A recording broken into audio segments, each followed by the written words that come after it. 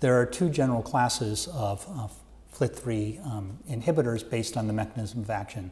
The type 1, which bind to the ATP binding site and will inhibit both FLT3 ITD and TKD, and the type 2, which maintain the inactive conformation of FLT3 and will only be active against the ITD, since many of the tyrosine kinase domain mutations actually force the protein into an active conformation to which the type 2 inhibitor will not bind.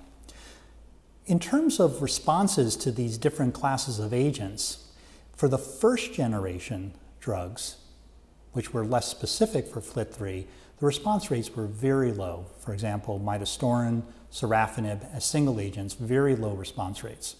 Now, in the evaluation of the second generation drugs, the type 1 inhibitors, gilteritinib and crenolinib, and the type 2, quizartinib, the overall response rate, or CRC rate, I should say, is about 40 to 50%. Those are complete remissions and complete remissions with incomplete count recovery.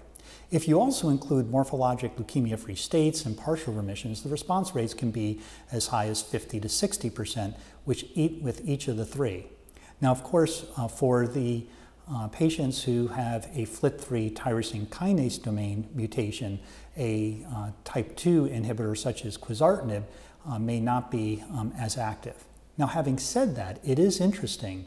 In the phase 2 analysis of single-agent quizartinib, there was a group of patients who were felt to be negative for the FLT3 internal tandem duplication, having an allelic ratio of less than 10%.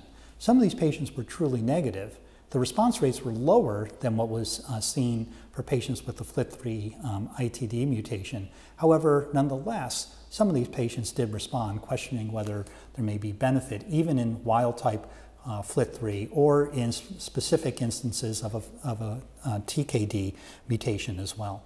Single-agent treatment with FLT3 inhibitors can induce complete remission, but we have really to distinguish. The first generation inhibitors, these broad multi-kinase inhibitors, they are not able to induce a complete remission. In contrast, so patients who receive a second generation inhibitor with active disease, their quizartinib and also gilteritinib, but also crenolinib, are able to induce complete remissions.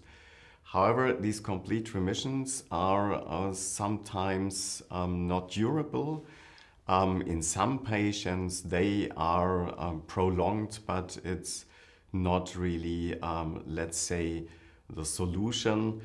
We have to include other treatment strategies following the treatment with the FLT3 inhibitors, for example, to have a prolonged disease-free and also overall survival thereafter. For example, a bridge to transplant.